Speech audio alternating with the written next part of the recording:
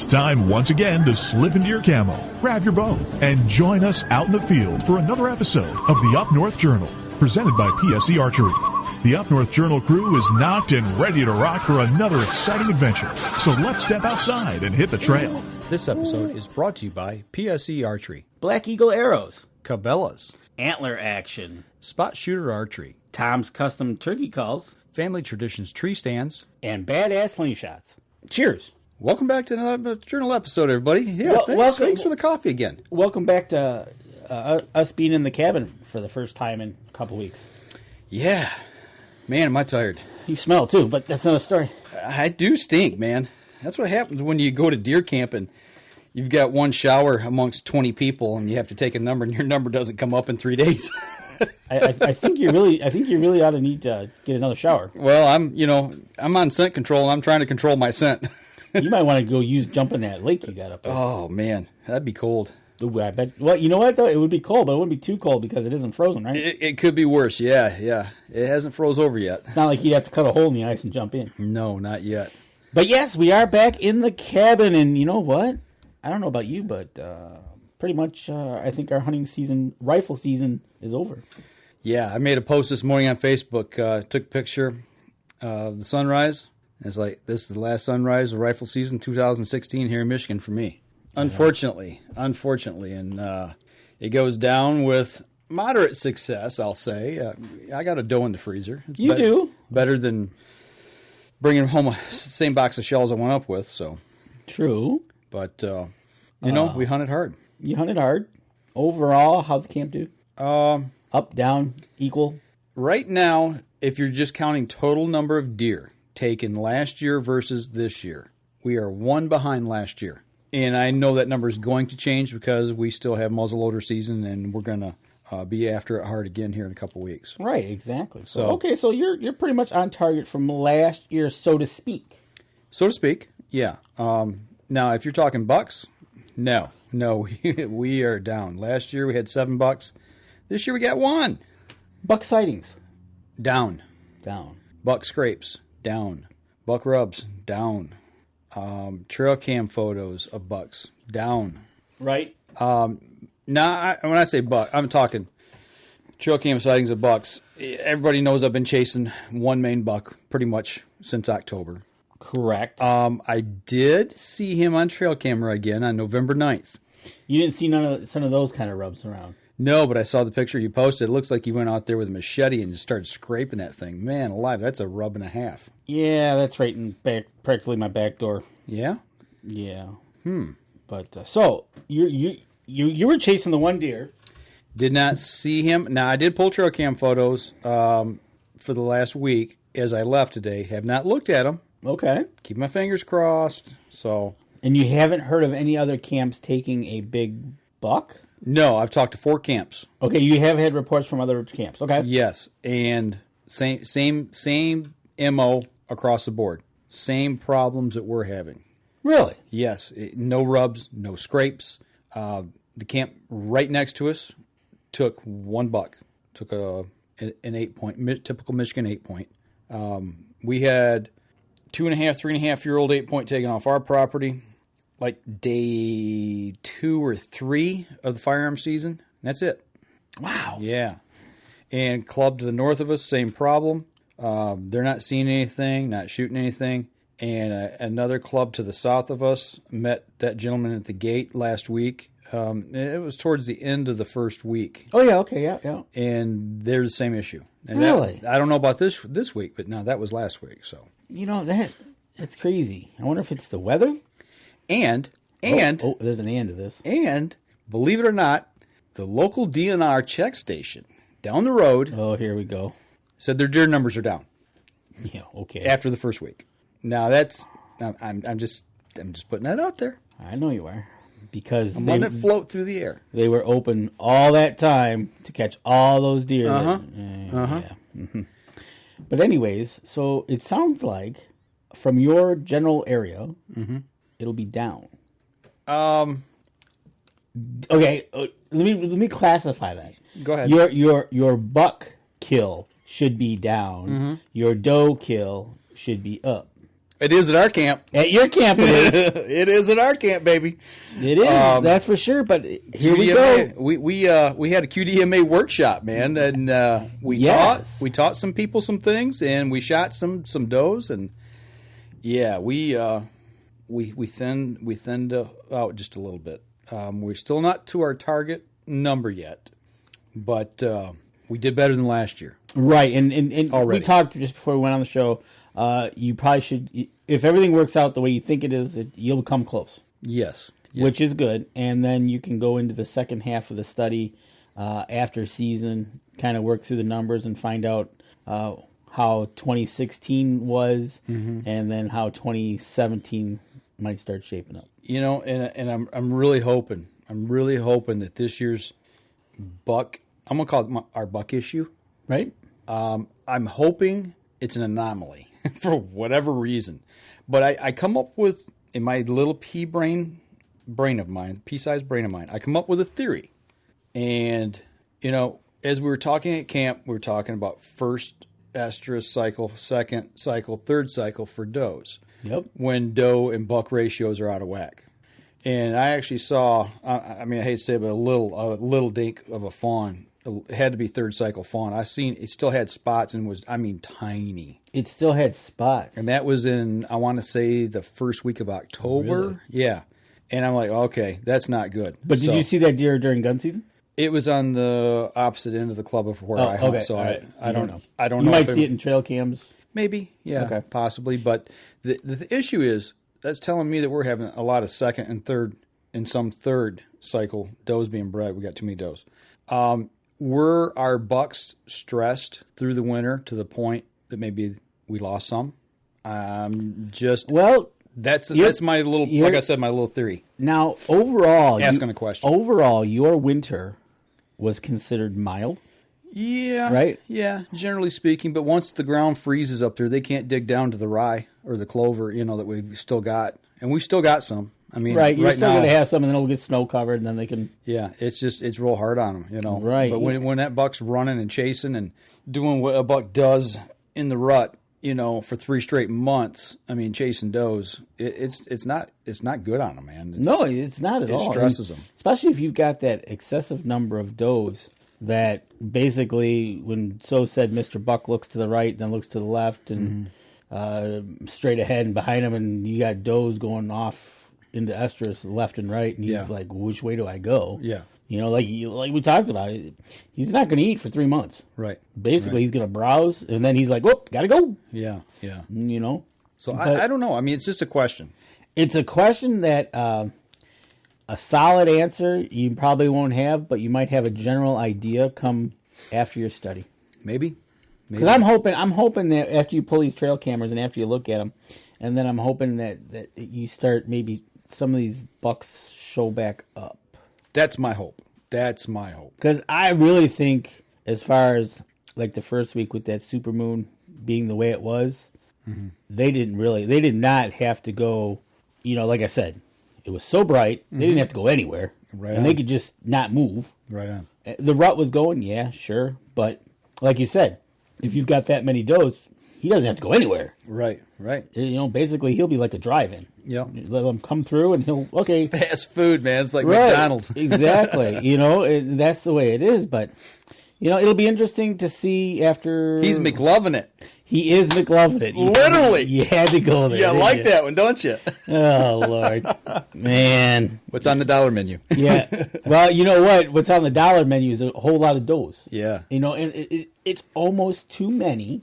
And I see it up at my place. The bigger bucks don't have to go anywhere, and the little bucks are just having a field day. Mm-hmm. So we didn't see any big bucks either. So now let me ask you a question. Did you see this at all? Because one of the guys at camp asked me about this, and I've heard a theory on this. A young buck, like button buck, feeling his oats. Okay. Yep. Oh yeah. He's like, sniff, sniff, sniff. I'm gonna, do my thing, and he starts bumping. And we've all seen him bump does around. Yep, I watched it. Okay, so you've got an older matriarch doe, which obviously is bigger body. Okay, what do you think they stand? 6, 8 inches taller, possibly? Oh, easily. Okay, she didn't run from him. He just kind of looked at her, and he said, and turned around and went the other way. Like she gave him like the old tilted head look? I don't think so. Yeah.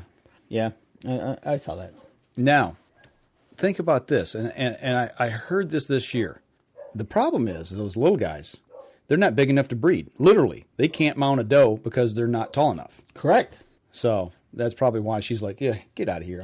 I'm eating, leave me alone. Right, exactly. So, you annoy me. Yeah, so it's not. I watched a button buck.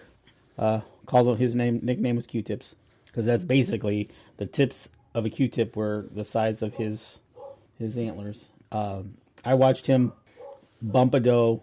Actually, he was checking out everything, and it kind of basically he got to a point where he ran up against probably a couple of the older does, and they went, no, it's not how it's going to work around here. That's right. So he just kind of moseyed off and went, oh, okay, I'll go over here to this doe over there. And, and he was off and running. But I kind of, yes, because then I did see another button buck try to mount a doe, and basically, yeah, it wasn't, the size, the two different sizes, it was like watching a midget. Right.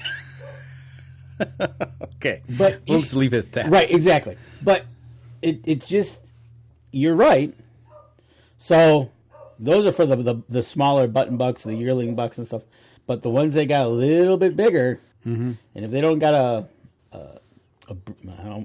master buck around, I guess. Yeah, to kick his tail. Right. And run him off. He'll have a field day. Yeah. We had a couple spikes that nice, decent sized body on them. That I'm sure they went to town, and the 4-point I saw, he was with a doe, and he could care less what was going on to the right, which, hey, there's deer over here, come over this way. Right but on. he was with it. He was locked on a doe, and wherever she went, he went. So he was busy. Yeah, we've seen a lot of spikes and button bucks in the field that I was hunting, and the one I was hunting with Madeline and my daughter. But we didn't see a lot of doe. In the area I was hunting, it was like they were non-existent almost. I mean, I managed to shoot the one. Right. But the buck to doe ratio in my field was skewed the proper way. Right, exactly. But there was no big shooter bucks. See, and then when I went back up for rifle season, my deer they disappeared. Okay. It was like, okay, where'd they all go? Right. And we weren't getting the amount of deer cruising through we did 3 weeks prior. I mean, it was a totally different atmosphere. And I don't know if it was maybe because the rut was there. Yeah. And it was game time. But then again, I kind of, with that super moon and stuff and being so warm. The whole season's just been really jumbled. I went up late October, didn't see anything for the first 5 or 6 days to speak of. And then all of a sudden, it was like, boom, light switch. Within a day, there was a lot of activity, and that's when, I switched to stand and everything, and I got to see night train out in the field and during the daylight hours. And, those last 2 days, man, it was like game on. But then, like you said, 2 weeks later, supermoon comes in, weather warms up, people start entering the woods, hunting pressure, the whole 9 yards, and it's just like you take the box and you jumble it up again. The whole order of things was disrupted again, and I still don't think it's really settled back down. See, and my cousin who was in his stand, all his deer were basically heading north. Okay. And what that tells me is they're heading, a property to the north of us was cut 2 years ago. So they got food up there. So if you stand at the back of my property and look into that property, you can definitely see the browse, how low it is and how thicker it is. Yeah. So my thought was they were heading that way. Okay. They have popple up there, popple trees? Or? It hasn't even gotten there yet. They're starting. Okay. They had a lot of berries, a lot of raspberry leaves and that thickness vegetation. Okay, gotcha. All his deer were heading north, so it was one of those things. Okay, maybe they're heading north for what's left they can get of the leaves. Right on. So, but yeah, totally wild, and like you said, we're done for the year, and it sounds like your camp is going to be on track in a way, maybe not a buck way, but a doe way. We can talk a little more about that in the next segment. Actually, we got a visitor who popped in. Randy Duncan's joined us. He doesn't have a mic yet, so we got to get another mic hooked up. Yeah. And my dog is going crazy, as you can hear in the background, so I got to go take care of him and figure out what's going on. So let's step outside. Excuse me. Easy for me to say. You all right? I don't know. Have a drink of your coffee. Getting all choked up here. So, But yeah, excited to be back in the cabin. So. Excited Randy's in the house. There we go. So I'm going to step outside real quick. We'll be right back after this. I shoot PSE because I like one pin to 40 yards. I shoot PSE for the perfect combination of feel and performance. I shoot PSE because you can shoot lighter poundage and increase arrow speed. I shoot PSE for the fastest bows on the planet. I shoot PSE because my livelihood depends on my bow. I shoot PSE because better engineering makes a better bow. I shoot PSE. I shoot PSE. I shoot PSE. I shoot PSE. Experience PSE. Experience performance. We know the future of hunting depends on our nation's youth. But did you know that in many states, it's illegal for you to take your son or daughter hunting until the age of 12 or even older? As a result, we have fewer young hunters, and the Families Afield program is designed to eliminate those barriers. Hunting is safe, and the safest hunters afield are young people with adult mentors. Visit our website at familiesafield.org to find out how you can bring more families afield.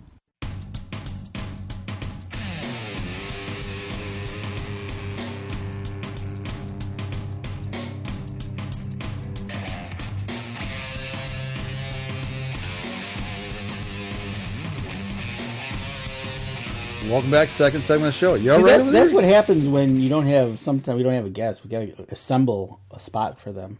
Assemble a spot. Yeah, we had to get a microphone. We had to get a stand. Well, I was like the Avengers. Yeah, I was a little out of sorts. You know, I mean, we haven't been here in 2 weeks. So Randy hasn't been here in 3 or 4. And I think the last time we did a show together, you broke into the cabin again. Oh, was it? Yeah, I had to repair the dang door again. Yeah, see what happens. You're gonna have to See, put those in. That's why we can't have anything nice. He tears stuff up. You see what I'm saying? See, that's what happens when you leave the gnome with the key. You're gonna have to. You have to get those boards with the nails that they put up in Alaska for the bears. There you go. Yeah, keep them out. You just touched on something. You got this little fella sitting here. You started all this. Yeah, I did. You started this gnome stuff. Hey, Where I do don't you like hunting by myself, so I have my little buddies with me. Whatever. This is starting to take off and have a mind of its own, I think. Hey, I'm not saying he's a good luck charm or a bad luck charm. Did you see him having the rest of Thanksgiving dinner tonight? He was having turkey soup. Yeah, I saw cappuccino. Yeah, that's his morning breakfast drink. He had cherry pie at my house. Cherry pie. So he's making the rounds as well. Crunch. Yeah, he was just at dinner with me, and we were finishing up Thanksgiving dinner. What do you do with what's left of the bird? So is this little guy going to show up at my house here soon too? You never know. He's I don't like know. It depends on if you leave the keys to the cabin or not. He's the up Evidently, north he journal, doesn't need them if you're around. That's true. He's the Up North Journal elf on the shelf. He's better. Dude, he's better than Elf on the Shelf. Time out on the show right now. I want to make this abundantly clear. If that stinking elf on the shelf makes an appearance here, he's going in the garbage or he's going to get his head cut off. That thing creeps me out. Oh yeah, does it now? That thing. The only thing that's good about that is like when the little Beetlejuice monster got him and tied him up and was throwing him into the fireplace. He's all smiles and everything. Yeah. Oh, he does a lot of things. Yeah, that thing's creepy. It's evil. His name's Leroy at my house. Oh, you got one, huh? Oh yeah, Leroy. Let me see. The kids' tree is up. Got put up while I was out in the woods today. So see this? Apparently, those are awesome. Yeah. Those are awesome. Leroy will meet this Ulu if he shows up over here. And your buddies will be upset if they find out you cut up Leroy. They wouldn't find out I did it. Yeah, they would. So no elf on the shelf. No elf on the shelf. All right. You know they make camouflage ones. That's going to be interesting. Now that you just said it creeps you out, that was the wrong thing to tell Randy and Dan. Yeah. Nope. Yeah, I'll be drawing blood here in a minute. So, speaking of drawing blood, obviously the three of us did not draw blood, but Randy was out again. Wait a minute, I drew blood. I got it in the freezer this week, but you got yours last week. Yeah, that doesn't count. Fair enough. What have you done for me lately? Yeah, exactly. I'm waiting to get it back from the processor that you went with me. I did something that I didn't normally do. Yeah. Maybe we need to talk about that first. But that's a great. I did find out some good information there. Well, so typically Mike likes to cut up his own deer, but typically Mike does cut up his own deer. Well, but you didn't this year because of time constraints and rain. Rain mainly. and you took it to the local processor, which I use all the time. Yeah. I'm not saying anything. There's nothing wrong with them. It's just I don't like taking it to a processor. I know you don't, but number one, I don't like spending the money. Yeah. A lot of money to cut up a deer. And last year when I was cutting my doe up, it didn't seem like it was that big of a deal. It was nice because I got to make the cuts I wanted. Mm-hmm. You know, some folks like all steaks. I like steaks, but with it only being our son and I that eats venison, I like to break it up in little like stewing cubes. Mm-hmm. Oh yeah. Because I can package them up a little smaller. Because with him and I just being the only ones, I can throw them up in a frying pan, throw them pretty much anything. So it was right, nice exactly, that way. And it doesn't take long to make them either, with them being that small. Yeah, exactly. It's a 5-minute meal, right? Yep. Yeah, I remember last year, right after he shot the thing, man, I see venison and eggs every morning for breakfast for a week. I was like, man, how's the guy get that gig? See? And the kid wanted. The kid was hungry, so man, alive. Send him to school with venison and eggs. There you go. So yeah, I took it over there. I reluctantly. It was froze. I hung the deer for 3 days, and it was below freezing up at camp. It was in the 20s, first week of deer season. So the thing was like stiff as a rock. I had a hard time getting it home in the cooler. I had to try to fold the thing up and get it in there, and that didn't work too well either. It was a myriad of problems. So you just snorted. You find it that funny, huh? Yes, because for some reason, picturing you trying to contort a deer into a cooler that's frozen. He threw an elbow too. The wrestling elbows from the top. Exactly, it's like the thing closed. When it was frozen solid. He would never make a good disposer of any bodies. No. That thing was frozen so solid. When I had to jump on the thing to try to force the hind leg down, and it was froze so solid that it split the rear hindquarter muscle. It just popped it. Yep. Ripped it right apart. And that's the thing. And I'm like, this thing's froze solid. I'm not going to cut it up anytime soon. No, you're not. And I got home the next day, and it was raining. So I'm like, well, Thanksgiving was the next day, and I'm heading back north. So, yeah, off to the processor. And we took it to the processor, and it was still a cube. They pulled it out. They're like, what do we have here? You got a frozen deer, buddy. It's a deer sickle. It is a deer sickle. Okay, so... Now shut up and cut it up. Yeah, that's right. Did you talk with them at all about the numbers of deer they were getting, by chance?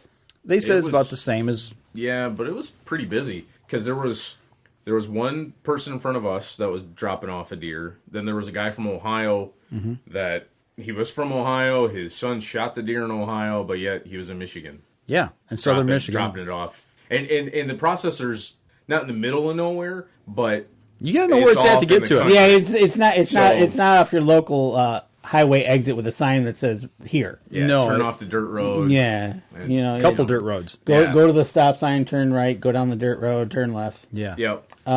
Was there a DNR officer there? No. Okay. No, but there was a good stack of deer that they had sitting ready to process for that day. They had, I had 6 or 8 of them already ready to go when they pulled that out. I've been there before, and there's been a DNR officer there, a biologist checking deer. Checking them for their totals? You could check them in. Right, I got you. Get your patch and whatnot. But she was there for the day. I remember that. That was a few years back. Okay. Another one of my things of another deer check things. Mm-hmm. Really? You want soapbox? No, put that box away. We went there last week. So now you said that you learned something or came across. What were you talking about? By bacon. Going over there? Huh?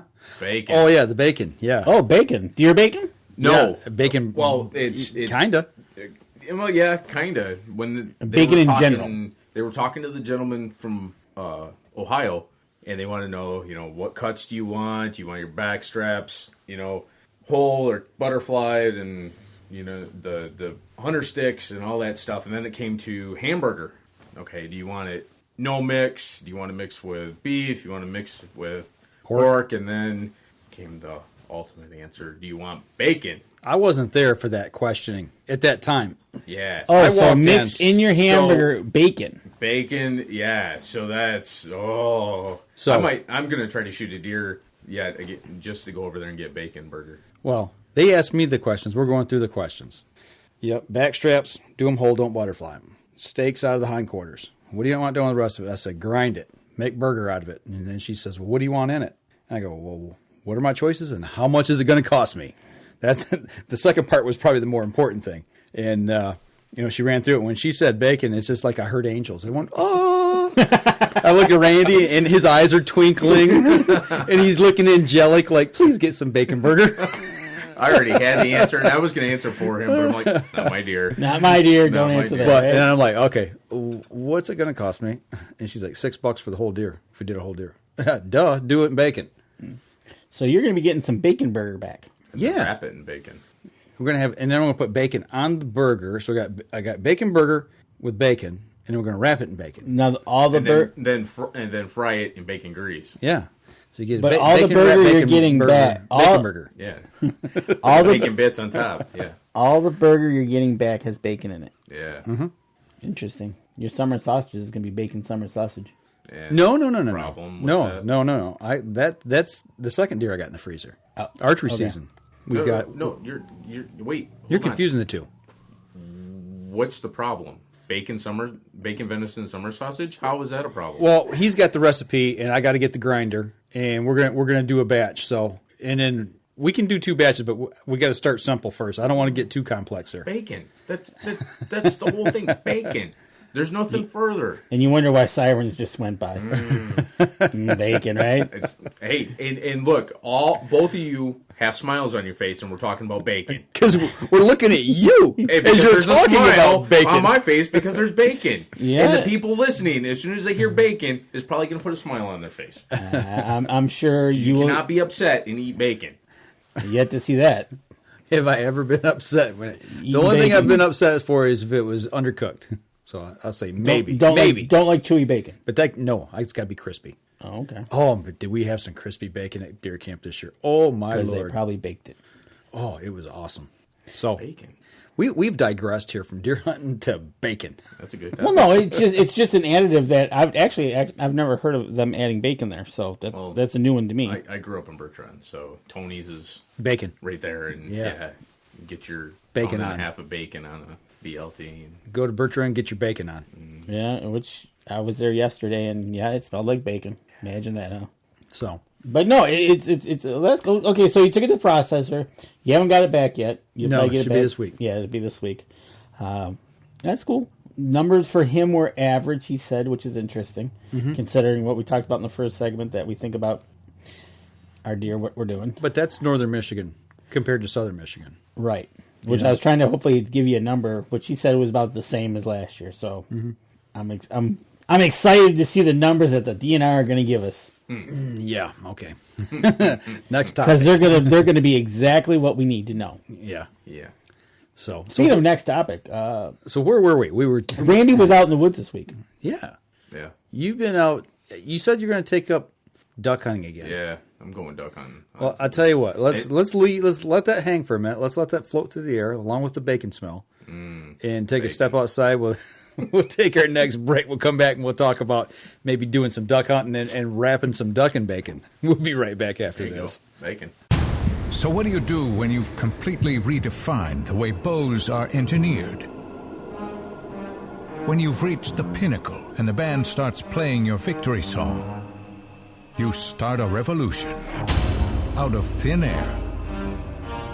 Introducing the all-new PSE Carbon Air, engineered with true carbon technology to be the lightest high-performance bow in the world. Experience PSE. Experience performance. We know the future of hunting depends on our nation's youth. But did you know that in many states, it's illegal for you to take your son or daughter hunting until the age of 12 or even older?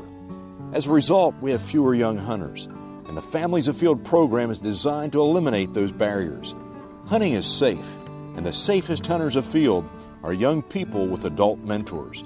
Visit our website at familiesafield.org to find out how you can bring more families afield.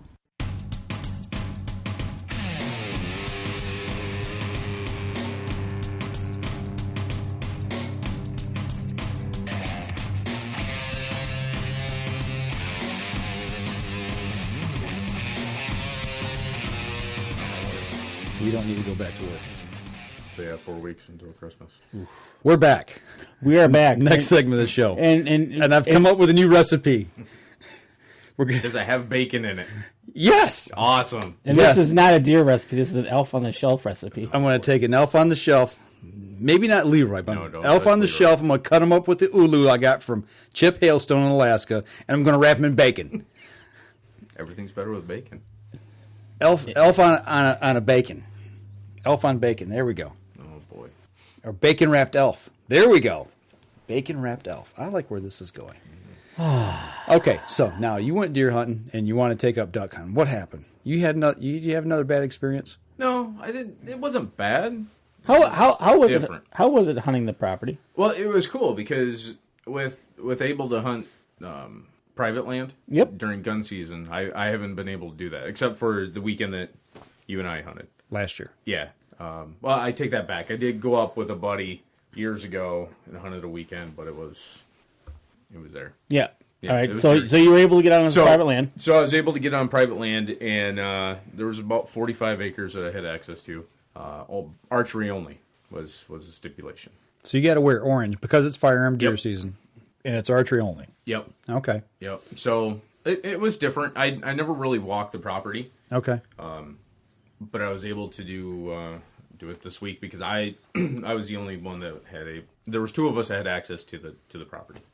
The other gentleman that I talked with, he was busy with family stuff, so he wasn't able to get out. So I had the run of the place for pretty much most of the week. Sweet. So another cool thing is I had my Onyx map app from was it Backwoods Hunters and Anglers. Hunter and Anglers.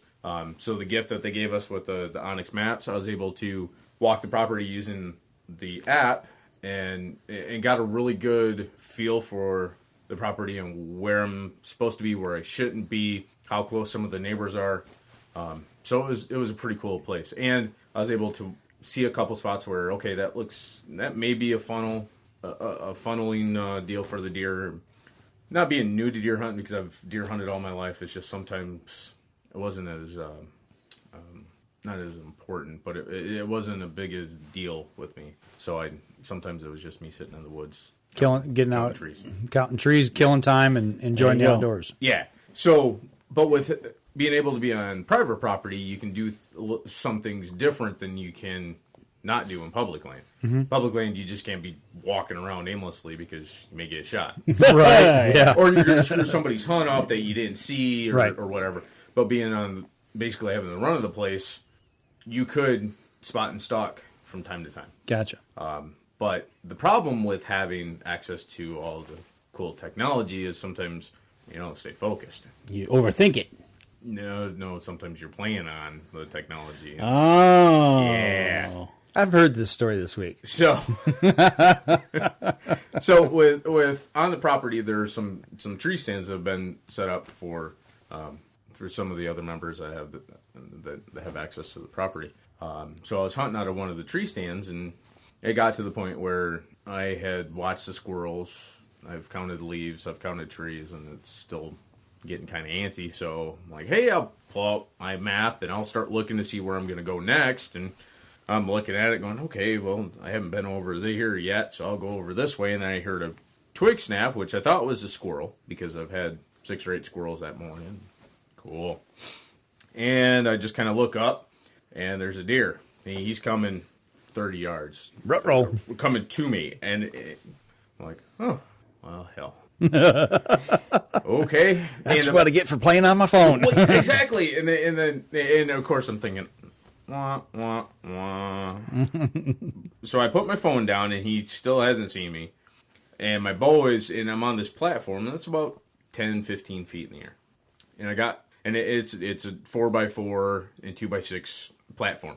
So, and it's got like a railing system on it. And I got my bow sitting on the railing, and I grabbed my bow, and I got it all squared away. And with it being a recurve, it's a little longer than most bows. Yep. And as it scrapes the bottom of the platform, he looks up. And at that time, all I could see was that it was a deer. Well, he looked up, and I could see the horns. And I'm like, oh. He's like, hey, what you doing up there? Yeah, and he's just like looking right at me. And it's like on TV where they're walking in and they're just staring at him. It's just like, I know this tree stand before, and guess what? Yep, there's somebody in it again. Yep. Yeah, and it's just like, hey, buddy. How big was it? It was a 4-point. It wasn't big. It was little forks, and I would have shot it. Well, no, I agreed. He's staring right at you at this point, going, "Ha ha, got you." Yeah, and he just kind of stared at me, turned his head, flipped his tail, and off he went. So he flipped you off on the way out? Yeah, pretty much, yeah. Okay. At 30 yards. Yeah. I was like, oh, damn. So I put my bow back down. And did you get your phone back out? Nope, just sat there. just sat there. Because I'm thinking, well, you know what? I've read and I've talked to guys that have shot deer, and sometimes the deer will run off, and then they'll get curious, and they'll circle back. Yep. Like, okay, let's see what happens. And 2 hours later, I'm still waiting for him to circle back. He didn't get the message. Yeah, and at that point, I'm just like, okay, this is awesome. Time to go duck hunting. I'm going duck hunting. So that was Sunday, and I had access to the property from Saturday to Friday. So that was your that was my Sunday morning. So that was your second morning of the hunt. Yeah, Saturday was when we got all the snow and rain and wind and. Oh, okay. We have the weather change here. All right. Yeah. Okay. Yeah. So go back to we're bouncing squirrel moments. So the first day, rain, snow, the trees are bouncing back and forth and snapping. That was pretty cool. Did you get in the tree stand, or did you stay on the ground? I was in a tree stand for 10 seconds, about 2 minutes when I could see the trees moving.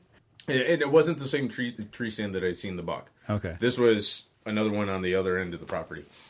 So I'm in the stand and trees are moving, and I'm like, okay, cool. This one doesn't seem too bad. And the way they had it secured to the trees was it was a big V. So there's 2 trees coming out of one trunk.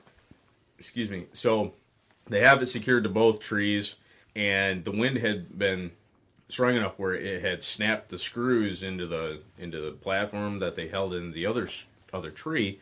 But the way they had it positioned, it was like a U clamp that they made out of wood. So the 2x4 that was on the main platform was sliding back and forth in the that's not good. And I looked over and I'm like, okay. So I marked it just for the heck of it. And I looked over and it moved like 3 inches over and then moved back. I was just like, this is not good. I don't think I need to be here right now. So I eased out of that one and just hunted from the ground on that day. So which was good because I got out of that stand and just kind of crept along a couple of the trails, and about 5 minutes later, a big old tree comes crashing down on the other side of the property, and it made a big boom. And at that point, I'm like, yeah, I'm just gonna stay on the ground. Yeah, been there, done that. Dodge trees. You know, it was pretty bad. That I remember that Saturday I was in our swamp hunting, and the wind was whistling. I couldn't feel the wind because I was down in the swamp. Yeah. But the trees were rocking. And stuff was, like you said, stuff's falling.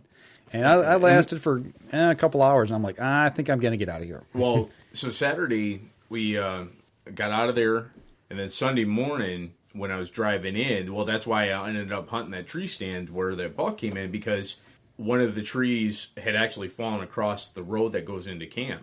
Oh, okay. So, and I didn't have my saw with me.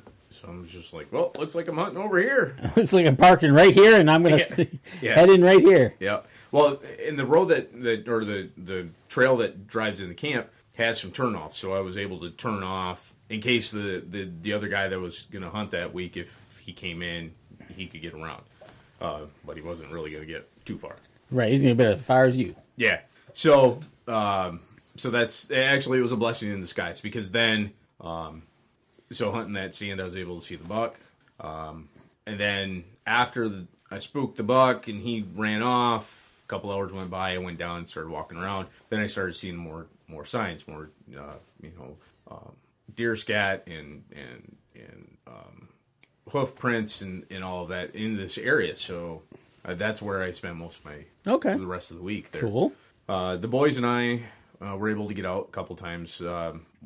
One part of the area is an apple orchard, so I bought a new blind this year that was big enough for all 3 of us. Okay. And I could shoot out of, because I have a littler pop-up blind, which for gun season would work for 3 of us, but and probably if I shoot my compound, it would be better, but with the recurve, well, the length of the recurve, it's just not working too well. So we ended up purchasing a bigger pop-up blind, like a hub style pop-up blind, and all three of us could hunt in it. So I think that was Tuesday night. So you were set up in the orchard down there? Yeah, with the kids, I set up in the orchard because that's where during spring and summer when we've been over there, we've seen turkeys, we've seen deer in the orchard. Yep. So we sat up there, and I didn't think I was going to really see much because with the boys, it is what it is, right? Yeah. So what did you see? We seen a raccoon that was kind of dark, so it could have been a tree stump. But as far as they're concerned, it was a raccoon. There you go. Because one of the nights I did see a big boar coon come out and play, which was cool because being a trapper, I've seen raccoons in the traps. I've seen them. Well, I've seen them in the trapped with a conibear, so they're dead. I've seen them in the footholds or the dog-proof traps, and usually you dispatch them. But I've never seen one really like playing in the trees or anything, doing his thing. Yeah, so it was kind of cool to see them running up and down the trees and going from there. But the night with the boys, it's like hunting with kids. But I didn't expect much. I took my heater with me because the boys wanted it. It was Tuesday night because I got home from school, and the first thing they said, "Dad, let's go hunting." Mm-hmm. Okay, so I checked, make sure there was no bad reports, and we from school, and off we went. And I made sure I had heaters, I had snacks, I had chairs. You were all set. I had my grunt call. Everything was good. Well, I had to have my grunt call because apparently we couldn't leave home without it. Well, no, I'm glad they're keeping a checklist for you. Yep. So we got out there, got set up. Everything was good. Let them pick the spot. So we put the hunt or the blind where they wanted it. I told them, you guys tell me where we're hunting, and there you go. I'll go from there. So we got it set up. We got the chairs. We got the snacks. We were there half hour before. Daddy, I'm hungry. Oh, okay, buddy. Got a snack for you. We got the backpack. I'm like, are you guys cold? We got the heater. No, we're good. Okay, good. Because that's what I figured was the first thing we were going to have to do was kick the heater on. But because it was down in the 30s, and I was quite happy with them. We didn't have to go through we didn't kick the heater on, but we had snacks and the crunchiest, loudest snacks that we could have. Well, yeah, of course. But hey, it was all right. And then with the blind is like all the rest of the blinds. They have the flaps that come down, and then usually you have your shoot through mesh. And on the sides, I figured let's put shoot through mesh on the side. That way they can see out, not necessarily see in. Everything's good until Daddy, is it time to blow the call? I'm like, yeah, you guys want to do the grunt call? I'll let you blow 3 grunts. Wait a little bit. You throw okay. So they do the grunts. Everything's good. And about 5-10 minutes later, I look over, and one of the kids has his head out the window. Daddy, I don't see any deer. I'm like, oh, that's good. So then the other kid's like, you seen deer? And he sticks his head out the other window. I'm like, how about if we just look for squirrels? Let's see if we can find squirrels, because we're not gonna see any deer. Nope, not any deer anytime soon. So, but we had a good time. That's all that matters. Well, that's just it with kids, especially younger kids. It's yep. you go in with very low expectations and hoping they have a good time. And like Randy did exactly what I did as well with my kids. I let them dictate. That's all you want to be out there for an hour. You want to be out there for 5 hours. You want to be out there, whatever. Just. And that was the thing. I told him. I said, we don't have to sit all night. You just let me know when you're ready to go. Yep. We can sit all the way in. And the kids, they don't know the property, but they somewhat know the property. Yes. So we were close enough where they knew where the truck was, and if for some reason they get lost, they know where the main trails are to get back to the main area. So I wasn't real concerned with that. But I told them, I said, you let me know when you want to do it, and we'll cut it when you're ready. And they did pretty well. There was a couple times I didn't even knock an arrow, and Daddy, you get your arrow ready? Oh, yeah, buddy. Whoops, sorry. Keeping you checked. Guess I was slacking. Yeah. So and they made sure that our little buddy, the UNJ Gnome, was with us. He was in the blind with us, but I didn't get a picture. That little guy travels. He does. He's a gnome. Gnomes travel. What do they use for travel? Yeah. We got a sled, reindeer, bike. I think as a wise old person told me, it's in a song too. Magic dust. I thought that went out with the 60s and 70s. Gnomes are hundreds of years old. Okay. So. Yeah. All right. I'll take your word for it. A little bit more magic dust. Right. More magic dust. You've been listening to too many reindeer it's Christmas. songs. Right. All right. Well, I'll tell you, we'll run up here on our last break. So let's take our last break. We come back. We'll close out the show. We'll be right back after this. The 2015 Dream Season Decree is a deadly combination of speed and precision. It's built for the moments when time stands still. When the only thing that will break the silence is an arrow slicing a clean path to the kill zone. The bow of your dreams is a nightmare for big game. This is PSE's Decree. Experience PSE. Experience performance. We know the future of hunting depends on our nation's youth. But did you know that in many states, it's illegal for you to take your son or daughter hunting until the age of 12 or even older? As a result, we have fewer young hunters, and the Families Afield program is designed to eliminate those barriers. Hunting is safe, and the safest hunters afield are young people with adult mentors. Visit our website at familiesafield.org to find out how you can bring more families afield.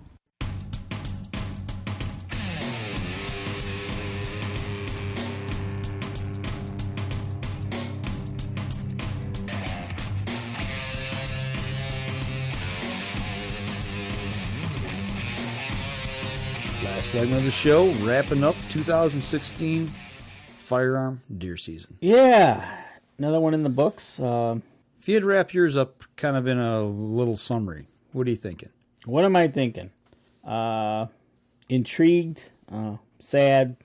I didn't get nothing, first of all. But then I'm kind of up against a kind of a wall as to how I have to proceed with my season. Okay. And why are you jumping in your chair like that? Because coming into this segment in the commercial, we were talking about, what are we going to talk about? We just kind of threw some hodgepodge stuff out there. What we're going to talk about. And I just thought of something because you said you didn't get nothing, but you're still intrigued.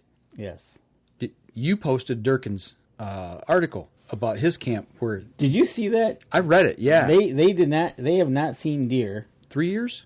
3 years going. They've seen tracks. Haven't seen a deer. Yeah, they've seen tracks. Right. But not a legitimate deer. And the last one they got, the last year they got was an 8-point. 2009? Something like that.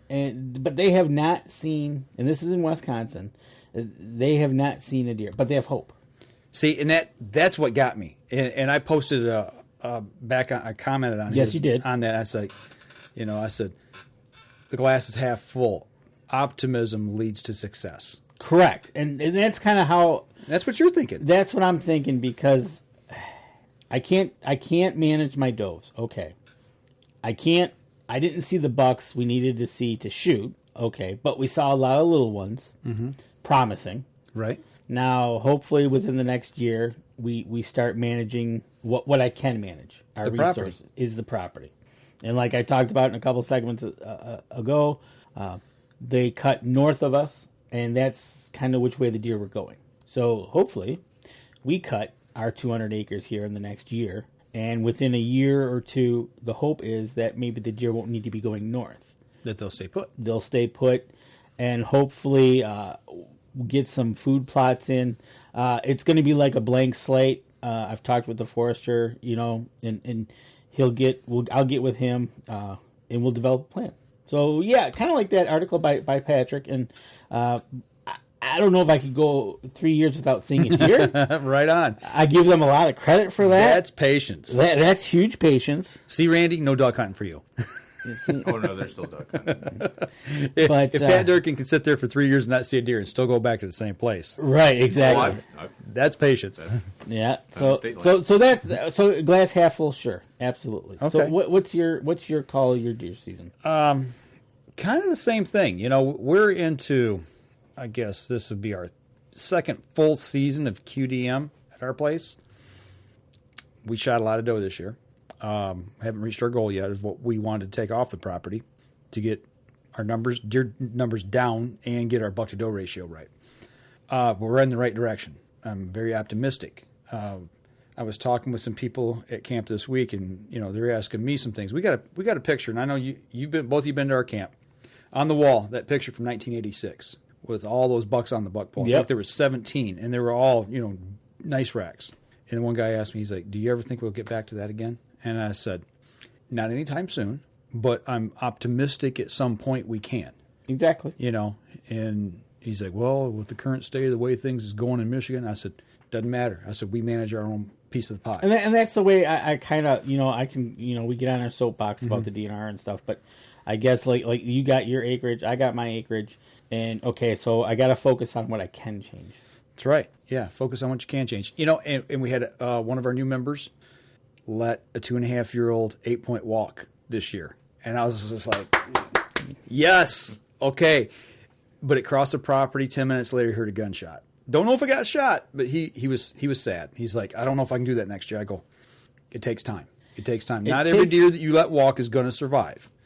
But, I was like, yes, okay, we're slowly changing the wheels and the gears and turning the wheel a little bit into a different direction. Because, man, tradition's hard to break. It is so hard to break. And, I've promised these guys, I said, I'm not going to do anything that's going to directly hurt this property on purpose. I said, I promise you that. I said, what we're doing is trying to stick to sound science and change things. I said, it takes time. But yeah, my glass is definitely half full.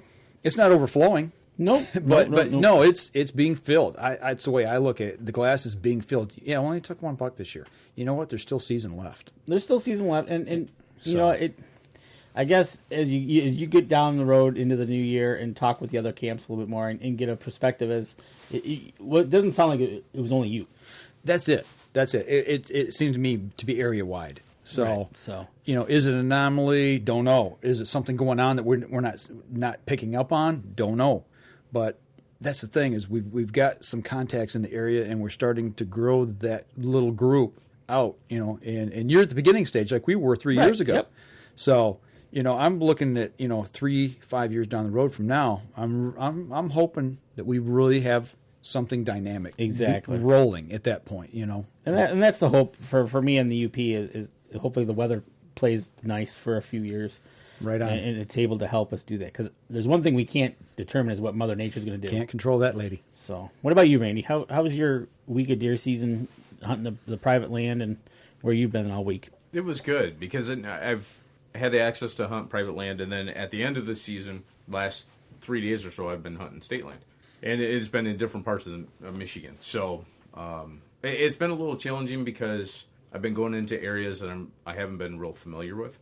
So that was the nice thing about this year was all of the hunting land I've done, or all of the hunting that I've done is on land that I've never really taken the time to look at. So sometimes it was scouting and trial and error as the season's going on, because most of the time you do this before season and just not able to do it. So it was good because I was able to learn from some of my mistakes. I was able to get some of the mistakes out of the way because there's like a rite of passage kind of thing. There's certain things that just happen to happen to everybody. Yeah, you have no control over. Exactly. So there's some things that happened this year that I'm like, okay, cool. That I know not to do that no more. Play on the phone. Exactly. Yeah. Yeah, you beat me to it. I still do it. Yeah. I think I just need to put them on the brim of my hat. Focus. Focus. There you Here, go. look at me. Focus. Focus. Yeah. So it was good to have that. And it was good to see the difference between state land and public land. Oh, yeah. Or private land. and Private and state. Because I got to see deer on both. One of the pieces of property that the state land that I was hunting was out by one of our duck old fish point. Okay, yep. So it was out by the duck refuge. So because I didn't see as many deer as I did on private land, I did get to see a couple of deer, but I got to see a ton of ducks, which made me happy. He's going back to that duck thing. Yeah, He keeps going back that way. It's never out of The realm of possibilities, huh? Yeah. The other cool thing was, because I was up by the Saginaw River, or the Saginaw Bay, I got to fish, so I caught some perch while I was, before I went hunting. I think I forgot to tell you that. So I went perch fishing before I went deer hunting. Fishing, deer hunting, duck hunting. So, don't ask.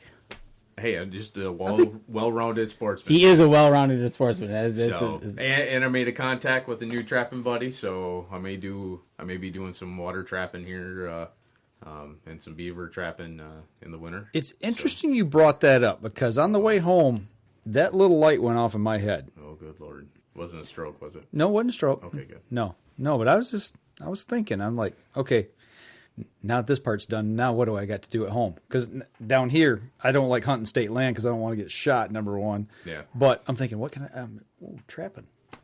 I like that. I think that'd be a good adventure we should go on. Yeah. Oh, we could do that. We could take him out trapping. Sure. I'll go. Yeah. I want to go duck hunting, too. We've taken you before. No, I've never been duck hunting. We didn't take him duck hunting? Nope. Man, I got to cook in the blind again. No. I don't care what you do, but I've never been duck hunting. Opening day at 12 midnight. You went goose hunting. I went goose hunting. That's what it was. Okay. Yeah, that's different. I knew it had some kind of waterfowl in it. Yes, but So it sounds like everybody had a pretty decent 2016 Firearm Deer season. We might have not got a lot of deer in the freezer. You got 2 in. Yeah. But overall, it was a good year. If you learned something, you had fun. And you were able to get out. And you're able to get out and spend time in the woods. Because like I said, the mornings of the supermoon, when I was out there, it was one of those. I had to take a moment. I was sitting up in the tree stand. Actually, no, I was in the blind. Was I in the blind or was I in the tree stand? Either one. And it was just like all right, this is good. So that's it. Anytime you can get out in the wilderness and there's nobody calling, nobody asking you to do anything, just you, nature, and God. And it's all good. You got it. This morning I walked out. Madeline and I we parked the vehicle and we're walking in, and I just stopped for a minute because that very first faint, tiny speck of light's coming over the eastern horizon. I mean, but in the sky is the thumbnail slice of the moon, and it's orange. And the stars were just incredible. It was crystal clear sky. And I stopped and I was like, look at that. And she's like, that's pretty cool. When you can share something like that with your kids, and when they have that moment and they can appreciate the vastness of what we enjoy, it was awesome. Absolutely. So I spent time with her in the field this year. I spent time with my dad in the field, my uncle, and I spent a lot of time by myself in the field, which it's all good. And it's not over yet. It's not over. 70 hours in stand as of today. Right, and then we got a whole month of December coming up. Yeah, I'm trying to. Last year I spent 100 hours in the stand. And they say for every 40 hours on average. Clint Turner told me this. Yeah, Clint. Down in Illinois, he says for every 40 hours you spend on stand, he says you're bound to have an encounter with a shooter buck, whatever you deem a shooter is. And I had the encounter this year already, one with Night Train. So a couple more days in the stand, I'm due another one. And you got muzzleloader and the rest of the archery. Yep. I'm not giving up yet. So, and the way this weather is going, who knows what we'll have, because it's supposed to be like 60 in 2 days. I did see that they were ice fishing in Minnesota, northern tip of Minnesota. See, there you go. Ice. The ice is coming. Ice is coming. Could be almost a Johnny Cash song. There you go. I hear that ice is coming. There you go. Coming around the bend. It's like, yeesh. Before we get going tonight, I noticed you're wearing the Up North Journal hoodie. You like that? I've got my new Up North Journal hat. Dan or Randy's got his new Up North Journal hat on. We've had a lot of people talking about it. Seen it on Facebook. We've been posting some stuff. And go ahead. When's the gnome getting his shirts? As soon as you buy them. You going to knit him a little shirt or something? I may. You never know what the gnome might be wearing. I think he wears like an extra small. You know, I think the gnome might have to go out and get his buddy. That's fine. His buddy Elf. Yeah. Elf on the Shelf. Make a visit to the cabin. There you go. I got the bacon and the ulu ready. I don't know. Not if they're wearing the Up North. But no, we do have it. We've heard some interest out there. Yeah, let us know. We got hats, we got beanies, we got T-shirts, short sleeve, long sleeve. We got a hoodie. What else am I missing? Sweatshirts. Got it all. The beanies are black and hunter orange. Yep. If there is a request for different colors, we can maybe a pink for the ladies. Yeah, we can go to the supplier and see what there's available. Yeah, we may have some options. The sweatshirts right now I think are pullover, but there was some talk about zip up. Right. Okay. Yep. But we're working on some stuff behind the scenes, trying to get prices and everything. We know a few of them, but if it's something you're interested in, shoot us a PM. PM either Randy, myself, or Danny on Facebook. How about just PM or DM the Facebook page? Yep. Yeah, or you could do that as well. Yeah, direct message on our Up North Journal Facebook page. All three of us can see it. Yep. And, we'll get with you and see if we can't conjure up something and work something out. Because we have had people hitting us up pretty regularly on this right now. It's something we've thought about in the past, and now, it might be time to try to do something with this. We will not promise anything for Christmas. No. Nope.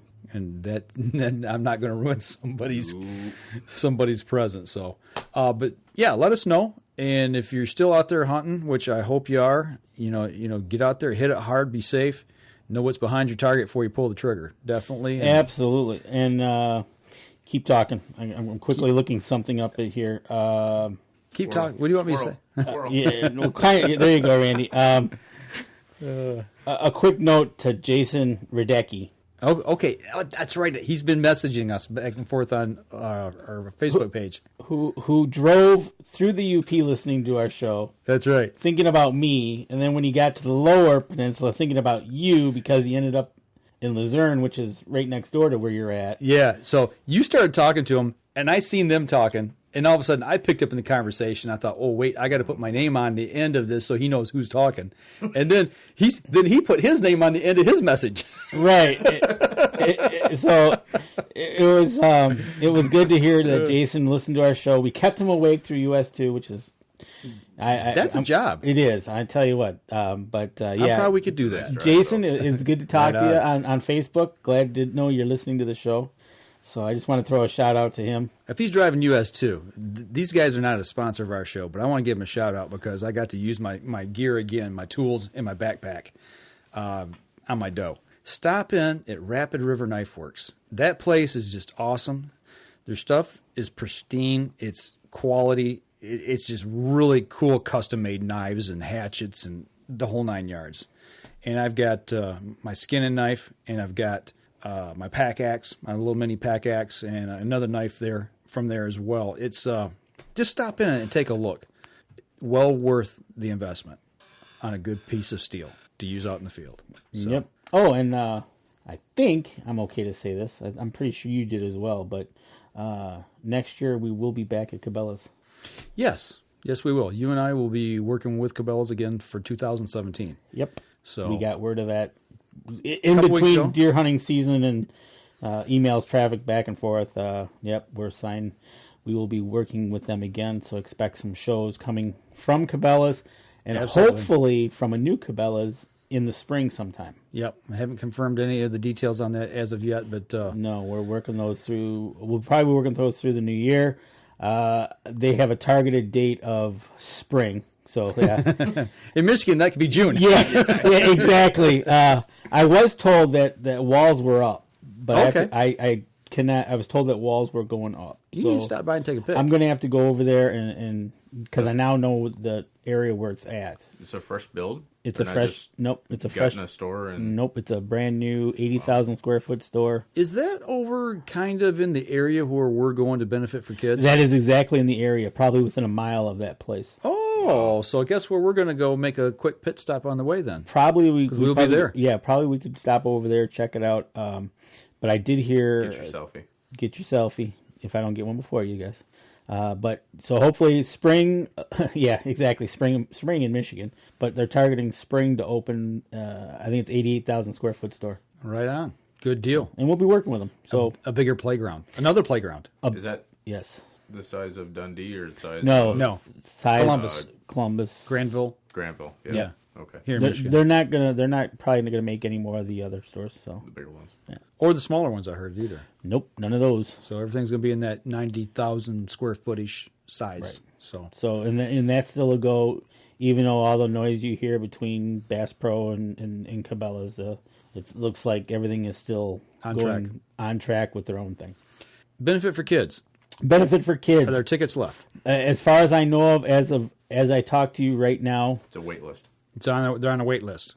They updated their Facebook page. Okay. And they have a wait list. So for tickets. it is sold out, but you can get on the wait list in case you have not. We will be there. Yep. We're in. In like Flynn. In like Flynn. All right. ATA will be there as well. ATA will be there. Will be a smaller crew running this year. Will be a smaller crew running. We've talked about it on a few other shows. They've changed a little bit of the format. Yeah. We're going to go down there and talk to, well, not talk. We're going to go down there and see how this change affects them. Yep. And, maybe we'll run into Patrick Durkin while we're down there. I'm pretty sure we might be able to talk with Patrick. Yeah, we're going to try to conjure him up. See how his half full glass is progressing for 2017 at his deer camp. So there you go. But other than that, you guys hit it hard, man. 2017 is just around the corner. We got to put a shopping list together for Christmas. You making a list? Oh, of course. Checking it twice. 3 times. And I already know who's naughty and nice. Oh yeah, we got to talk to Elf on the Shelf about that for you. That's it. Bacon wrapped Elf. That's all I'm going to say. Your buddies are going to be pissed at you. Bacon wrapped. Oh, Elf. Your buddy. He's going to listen to the podcast because he usually does. He'll grab his iPad and I'll hear you guys in the background. And Christopher Leroy is safe, but the rest of them, bacon wrapped. You're on your own. All right, that'll do it for us this week, folks. This episode was brought to you by PSE Archery, Black Eagle Arrows, Cabela's, Antler Action, Spot Shooter Archery, Tom's Custom Turkey Calls, Family Traditions Tree Stands, and Badass Slingshots. Thanks for listening, and join us again here next week. Until then, remember, as we always like to say, if you're out on the water or in the woods, shoot straight and be safe until next week on the Up North Journal.